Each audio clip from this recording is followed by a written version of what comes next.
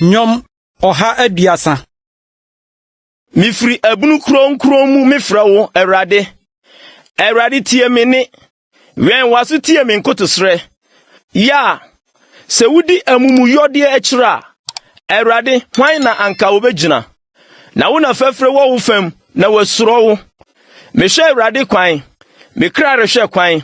Na nasem so na mani da. Me kra twen Awurade sen awemfo a wotwen adekye. Sini awemfo a wotwen adekye. Israel, muani na Awurade so. Na Awurade fam na adoye wo. Na oji a edoso wo ne nsam. Ono na obegye Israel afiri na mumuyo nyinaa mu.